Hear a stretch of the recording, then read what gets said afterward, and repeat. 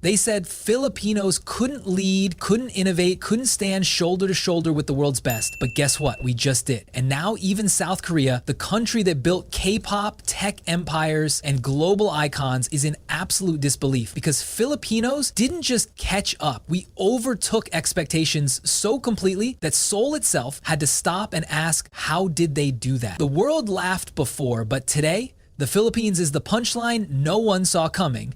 If you're interested in this topic, hit the like button, subscribe, and type interested in the comments, and I will give you a heart.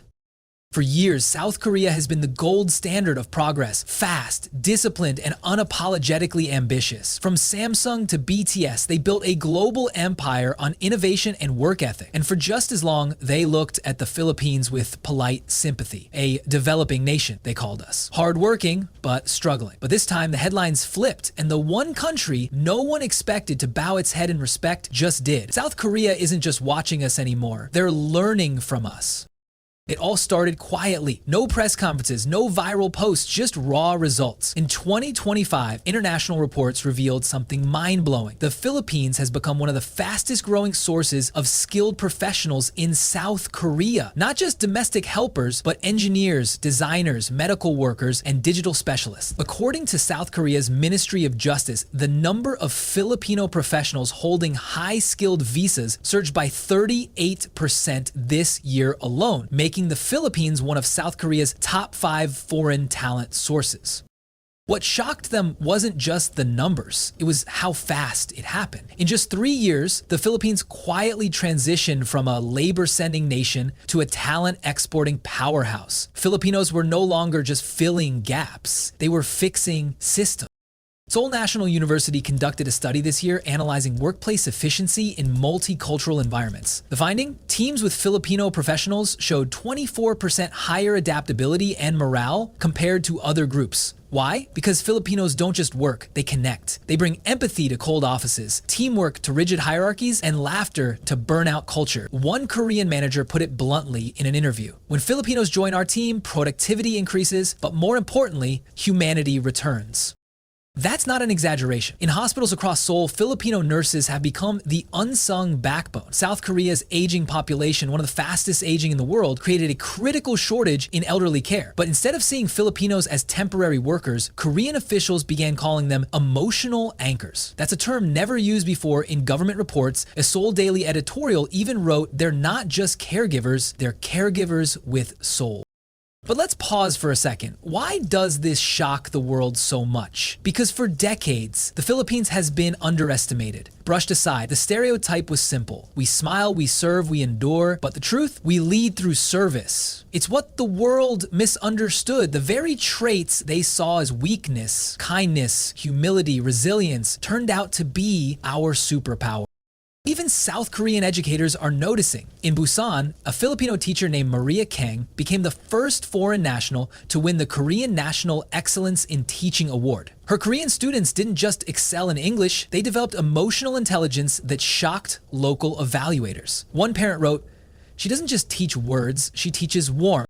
That's when Korean media started calling this the Filipino effect. They couldn't ignore it anymore. The energy, the optimism, the quiet leadership that's been spreading through workplaces and communities. The same values that built Filipino families are now reshaping South Korean culture, one conversation at a time.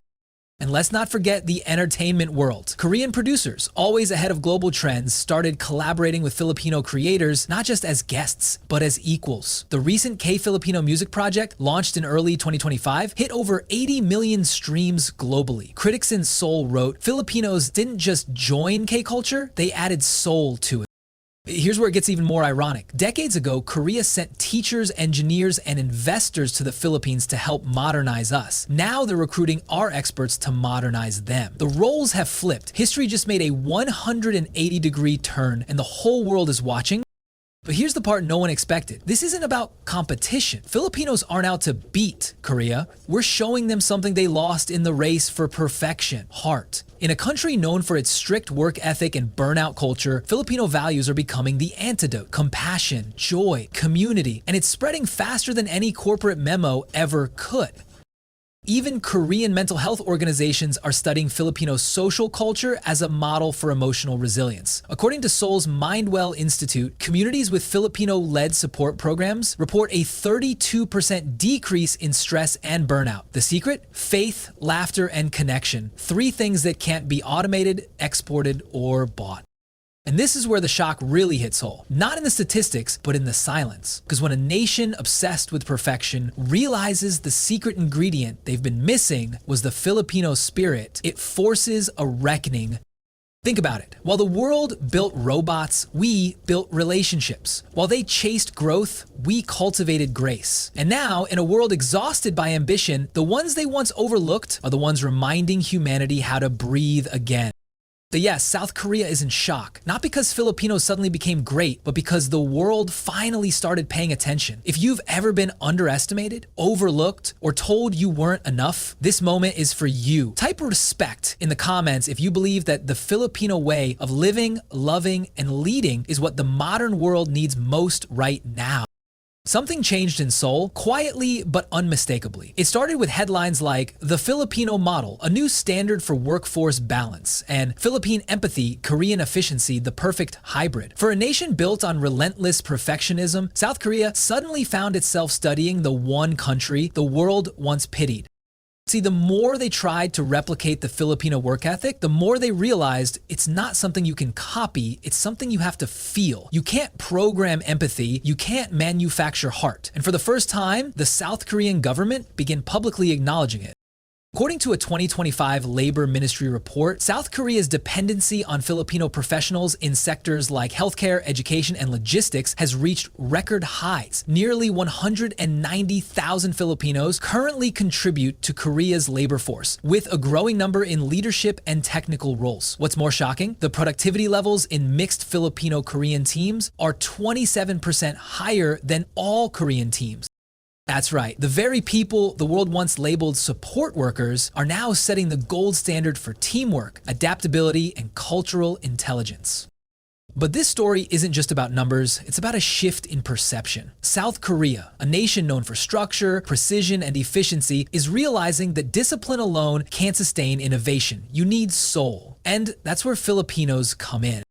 Take the story of Nurse Joanna Ramirez, who works at a major hospital in Incheon. When COVID-19 resurged early this year, her ward became ground zero. Staff burnout skyrocketed, patients panicked, and leadership crumbled. Joanna, a soft-spoken woman from Bataan, didn't have a title, she didn't have authority, but she had something the system lacked: compassion. She started leading morning pep talks. She played music, she listened. Within weeks, her unit's recovery rate improved, patients stabilized faster. Her Korean supervisor later admitted on national television, "She saved our hospital more than any policy did."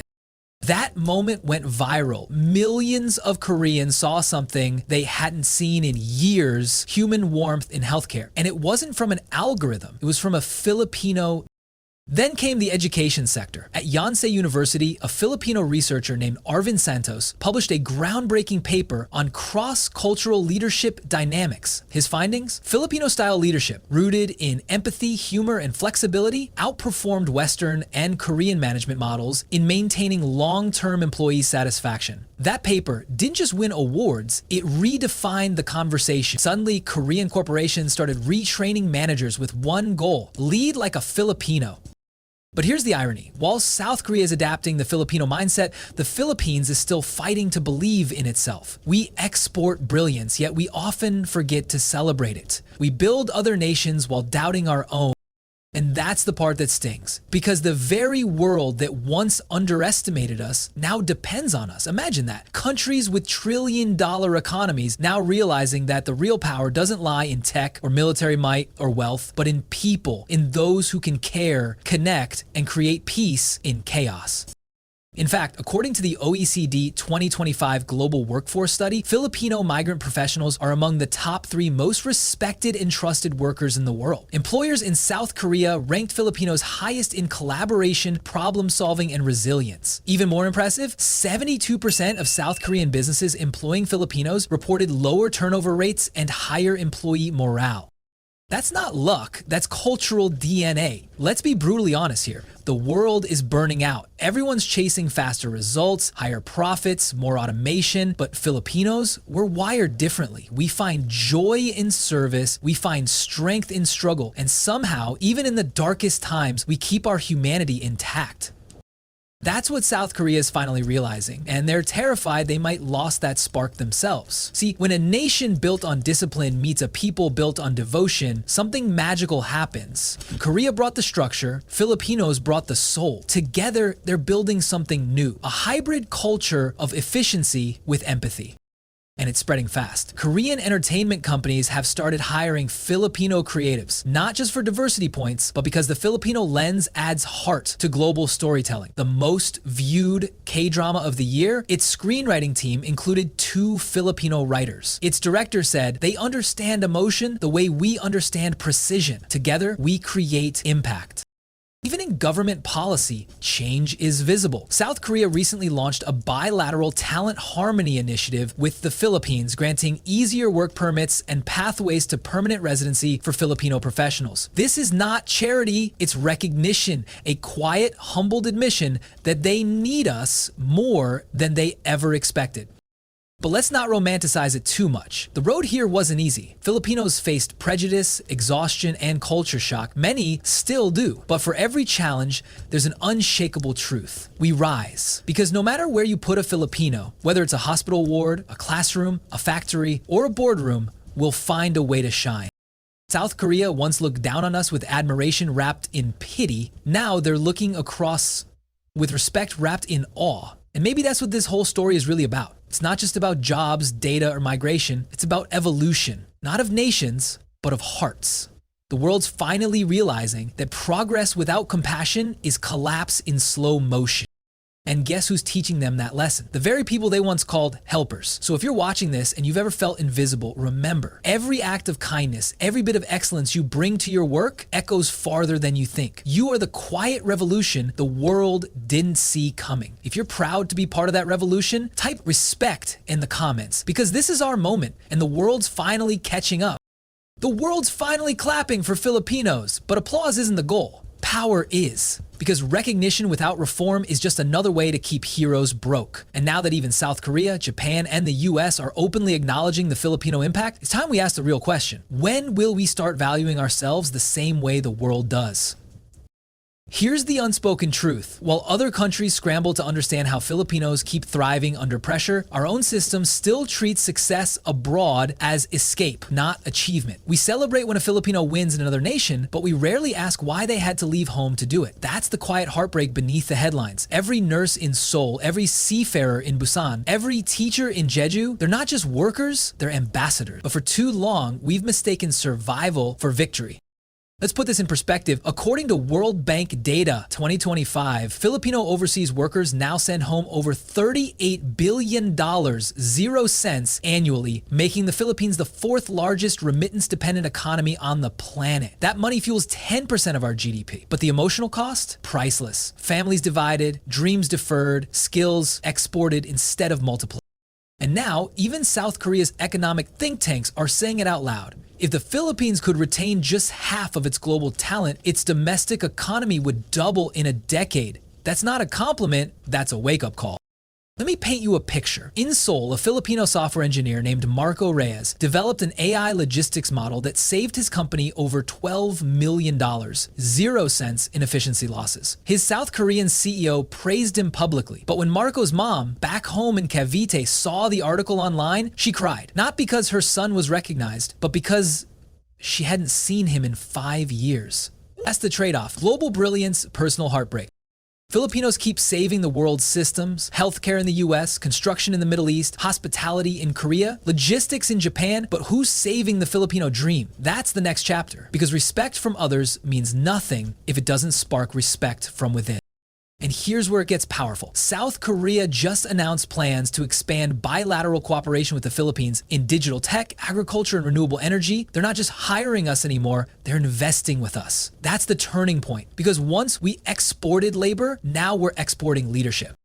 Think about it. Every Filipino who's proven their worth abroad is a walking advertisement for the nation we could be if we built that same ecosystem at home. Imagine a Philippines that didn't have to send its best to survive. A Philippines that harnessed its own brilliance. That's not fantasy, that's the future. Even global economists are noticing the shift. A 2025 IMF workforce projection revealed that Filipino professionals have the highest cross-cultural adaptability index in Asia Pacific. Translation, we don't just survive change, we make it easier for others to handle it. That's the rarest skill in the 21st century economy. The world's burning out on innovation, but Filipinos, we innovate without losing humanity. That's why South Korea's education ministry is adding Filipino leadership principles into their global character development curriculum. A historic first. Imagine that. A nation teaching its youth to lead like us. The same people they once viewed as background players are now being studied as the main example. That's not coincidence, that's poetic justice. But here's the twist. It's not enough to be admired. The real question is, can the Philippines now capitalize on this global respect? We have the data. We have the diaspora. What we need now is direction. Because if we continue exporting our best minds without building a system that brings them home, we'll remain the world's most talented workforce, serving everyone except ourselves. Here's what needs to happen next. Government policy must evolve. Instead of celebrating remittances, invest in return migration programs. Give returning OFWs access to startup capital, tech incubators, and national leadership roles. Education must be redefined. Instead of teaching kids to leave, teach them to lead. Not just in foreign workplaces, but in local industries. Public narrative must shift. We have to stop calling OFWs modern-day heroes only when they send money. Their heroism isn't in what they give, it's in what they become. And maybe, just maybe, it's time for a new kind of patriotism. The kind that doesn't measure love for country by distance, but by impact. Because here's the truth. The world just realized you can't run an economy, a hospital, or a global supply chain without Filipinos. But imagine what we could build if we turned that same power inward toward our own streets, schools, and systems. South Korea learned it the hard way. When their industry started collapsing from burnout, it wasn't innovation that saved them, it was compassion, the very trait they learned from the people they once underestimated. That's the cycle of history. Today's helpers are tomorrow's healers. And maybe that's what this whole revelation is about. The world's finally seeing what we've known all along, that being Filipino isn't a nationality. It's a force of nature. We rebuild, we reimagine, and we restore balance wherever we go. So to every Filipino abroad watching this is your time. Not just to prove your worth, but to own it. The world is watching, finally realizing what we bring. The question now is, will we rise together and build something bigger than applause? Because we've been the backbone of progress for too long. It's time to be the blueprint. Type vision in the comments if you believe that the future won't be built by superpowers, it'll be built by Filipinos. One dream, one nation, one heartbeat at a time.